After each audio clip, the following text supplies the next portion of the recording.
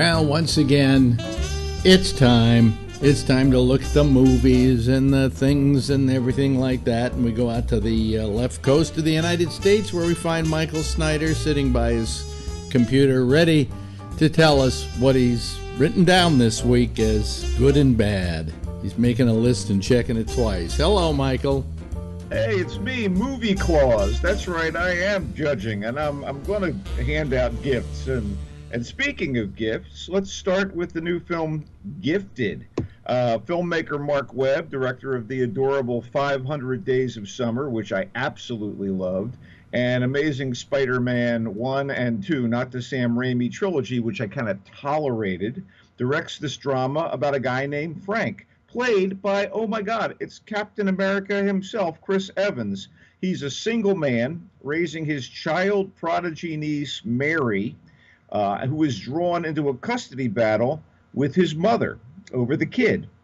He and the kid live in a modest Florida bungalow, and though the kid is well-loved, she's been homeschooled and has no friends her own age, just Frank and the nice lady next door, played by Oscar winner Octavia Spencer. Oh, she's so lovable. Anyway, Frank decides that Mary needs to go to a local elementary school, get socialized, meet kids her own age, and there a teacher, played by Jenny Slate, quickly notes Mary's exceptional mind, and the conflict kicks up as teacher and school principal encourage Frank to get the kid in a school for super smarties. And of course, that brings Grandma, a stiff Bostonian played by the British actress Lindsay Duncan, into the mix for the first time since Grandma's daughter, Mary, Mary's single mom, and Frank's sister, the same woman, who was a brilliant mathematician, committed suicide, and Frank took custody of Mary. In other words, Mary's mom couldn't hang into this world. She was too smart and too fragile,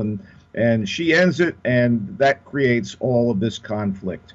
This is a tearjerker with the sort of Kramer versus Mother courtroom battle as a central climactic gambit, and I thought it was pretty sweet. The kid who plays Mary, McKenna Grace, is unobnoxious, to say the least, and the movie worked for me. Is it great? Is it? Nah, it's not great. What's the name of the movie? What's the name of the movie again? It's called Gifted, and it's a predictable movie, but I still thought, you know what? This is sweet. I enjoyed watching it. Again, lower your standards a little, and it'll be touching. I much preferred a thornier film called Colossal, which is pretty original. It's an outrageous mix of action and comedy and science fiction, and some drama, as a woman, played by Anne Hathaway, discovers that severe catastrophic events a world away are somehow connected to her physical actions and her state of mind at a specific time and place. So she plays Gloria, a good-time, out-of-work writer who drinks a lot and whose long-suffering boyfriend, and that's kind of cool, this guy's all over the map. He's played by Dan Stevens of Legion and Beauty and the Beast and Downton Abbey. He's at the end of his rope. He's had all he can stand of her bull. So they argue, and she heads back to her hometown and to her late parents' house. And there she reconnects with her childhood friend, a bar owner, well played, by the way, by Jason Sudeikis. And she continues to binge drink with him and his buddy, played by Tim Blake Nelson. We're talking a really good cast here. And she works at the bar. Meanwhile, in Seoul, Korea, every morning or night, a giant monster appears, Godzilla-sized, and starts wreaking havoc. And it ends up being linked to Gloria's behavior.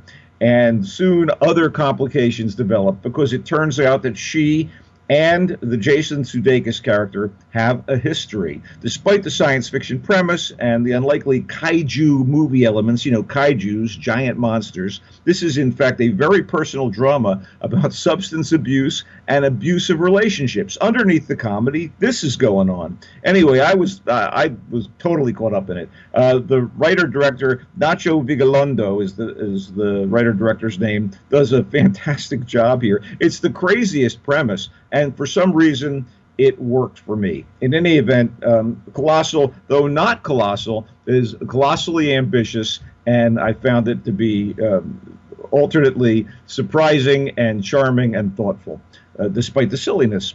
Their Finest was right in my wheelhouse. It's a dramedy about a British film crew that's been tasked with boosting morale during World War II by making propaganda films in the wake of the Blitzkrieg. Lana Schufflig of at Education directed this thing, and it's got a really wonderful cast. Gemma Arterton is the central figure, a woman named Katrin, who is caught up writing copy for this Ministry of Propaganda division of filmmaking. And they bring her in because they decide that a woman's view of things is necessary. They want to soften the portrayals of women or make them more accurate in these rather stiff movies. And she actually turns out to have a real hang for writing. She's surrounded, Arterton, by a tremendous cast, including Richard E. Grant, who's kind of running the show there, a fellow writer, producer, played by Sam Claflin, who is sort of a romantic interest, Bill Nighy, who is at his absolute best as a very kind of stiff and proud, and at the same time old school actor who finds himself making these movies because there's no other work for him. Jack Houston as her estranged artist boyfriend. I mean, Eddie Marsan is in this thing. Jake Lacey. It's a pretty wonderful cast, and they do a lovely job. And the period detail is well made and well executed. And I just enjoyed Their Finest. I'm not saying that it was, again, award-winning movie making, but man, I was caught up in it. I like the era, I like the setting, and I thought it was a really fresh look at the times, and also at gender roles and gender issues, even during times of war. I recommend this film, and I hope people seek it out and check it out. And I love the director. I mean, I thought An Education was pretty damn wonderful, so I was already in the camp of Their Finest. Okay, Your Name, which is actually in Japanese, Kimi no Nawa, is the biggest box office success in the history of Japanese animated movies, and I think it's probably the best of its kind from Japan since the critically acclaimed Spirited Away. I mean, this is absolutely Studio Ghibli level. The Japanese company run by the classic director who did. His name escapes me, but he's sort of like the Disney of Japan. This is in that realm. And Your Name had a brief qualifying run for the Oscars at the end of last year, but I don't think any Academy voters saw it, or it would have gotten a nomination. The director is Makoto Shinkai, and this is done in high-end 2D animation with digital flourishes, and it's absolutely moving from start to end. It mixes genres: science fiction, fantasy, adventure, comedy, drama, coming of age. It's basically about a wish that a teenage girl makes in a rural area, and that triggers a body swap between her and a teenage boy who lives in a city many miles away. This seems kind of like a theme, what with Colossal. Anyway, initially they're puzzled and kind of scared and intrigued, and they decide to find one another while they deal with these intermittent swaps back and forth, time shifts, and a big celestial event. So Your Name additionally involves a quest and the very timely topic of gender exploration. For all the elements at play here, it fits together beautifully. It's kind of mesmerizing. You'll be able to see it in the original Japanese with English subtitles, which is preferable. That's in some markets, or dubbed in English. And I tell you what, you should. If anything confirms how potent and relevant contemporary animation can be, it's Your Name. And I'm really surprised that it didn't get Oscar recognition. Hayao Miyazaki, of course, was the director I was thinking of, who did Spirited Away and many, many other films. Okay, The Void. I love a good low-budget horror movie, and that's just what The Void is. I mean, in a few places, it's even a little reminiscent of James Gunn's science fiction and horror comedy Slither, but it's a little more serious in its attempts to scare you. There's a hapless but well-meaning sheriff in a rural area by night who encounters this person who's obviously been beaten and brutalized, this guy, and he has to get him to a hospital. And then it's a circus of psychos with guns and axes, an otherworldly threat that spawns monsters on the loose. It turns out that the hospital was fire damaged and partially abandoned. There's a plucky nurse with a relationship to the sheriff. There are hooded KKK-looking culties with knives lurking in the distance, a pregnant teenager, gory medical procedures, classic jump scares, crazy symbols, and some actual Lovecraftian mysticism, stuff straight out of H.P. Lovecraft's Weird Fantasies. I mean, need I say more? It's everything but the morgue sink horror, a hodgepodge, and it somehow hangs together well enough to work. I totally got off on The Void. If you like this sort of thing, low-budget horror, this is pretty wonderful. I would recommend this over the found footage films that came in the wake of the Blair Witch Project. The Canadian writing directing team of Jeremy Gillespie and Stephen Kostansky did this thing. There's nobody famous in the cast. It doesn't matter. If you like horror, you'll probably get off on The Void. I sure did. Graduation, in short, is a Romanian drama from the award-winning filmmaker Christian Mungia, who made 4 months, 3 weeks, and 2 days. It's about mores, morals, family compromises, and the implications of a parent's role as a father in Eastern Europe is trying to help his daughter on the educational path, and she doesn't give a rat's ass. And it's kind of serious stuff. This thing won the Best Director prize at Cannes. When the dad starts trying to exert his will on the daughter, drama and trouble results, not the least of which because he's got an affair going on, his wife is estranged from him, the family is crumbling.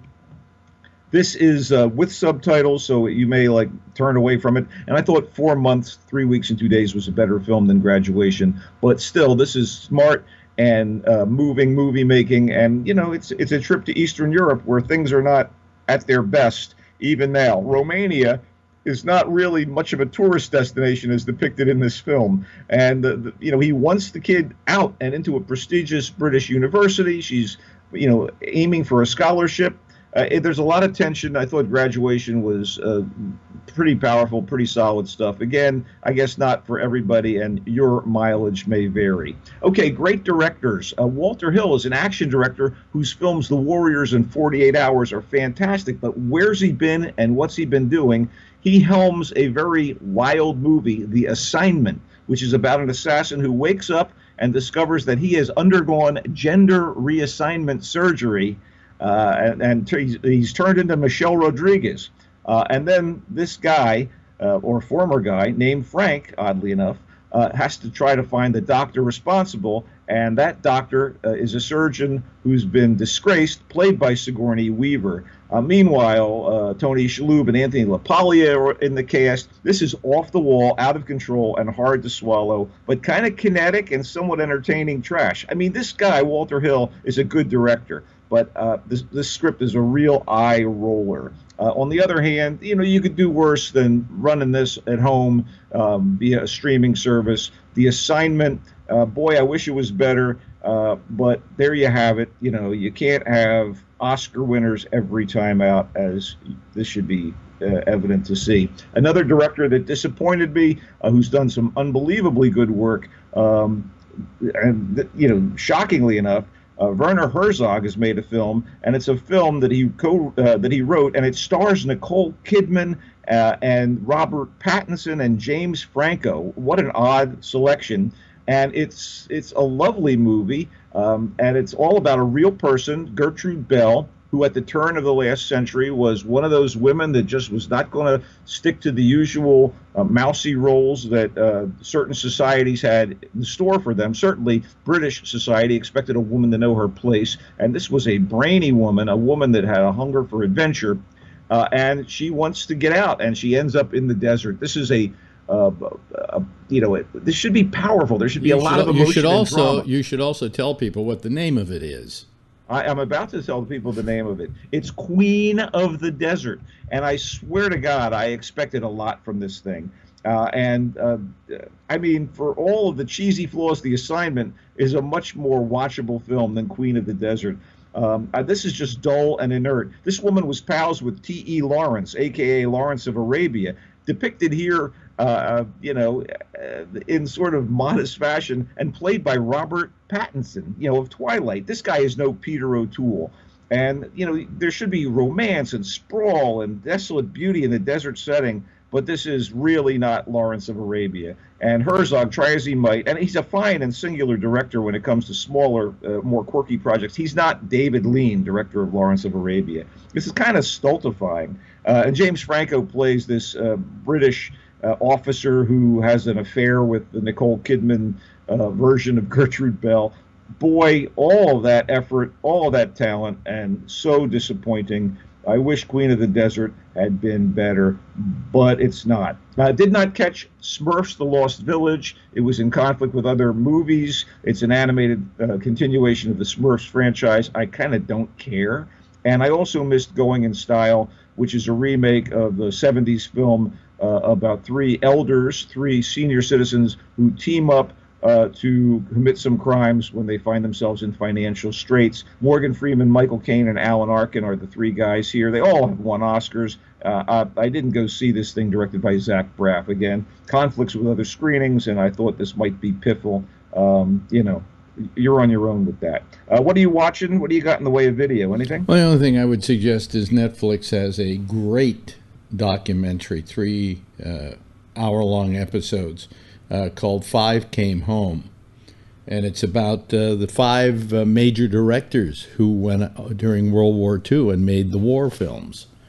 And, oh my God, it's very relevant considering their finest, which I just talked about. Yeah, well, this is just, it's so much better than it had to be. It's an amazing work. And it's produced by Spielberg.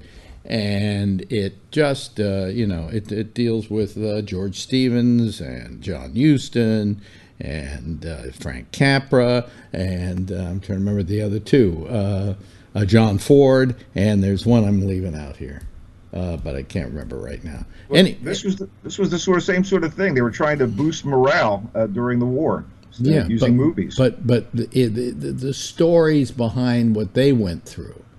I thought it would just be, okay, been there, done that. No, not really. Very, very good, very, very special. And if you enjoy movies and you enjoy the business, there's no better story to tell than the story of these people who went out and came back, many of them, mentally injured and physically injured. George Stevens, for instance, lost his hearing. It's an amazing document, and it was more than I expected it to be. So, these guys actually participated in the war and then went back to filmmaking because their country needed them to do what they do the best. Yep, exactly. Okay, well, that's all I have for you. All right, tell them where they can find you, Michael. I'm on Culture Blaster. No, I'm on Twitter. I am Culture Blaster on Twitter, and Michael Snyder's Culture Blast page on Facebook. Check into it if you like, and we'll be back with more movies next week. And there's more GABNet coming right up.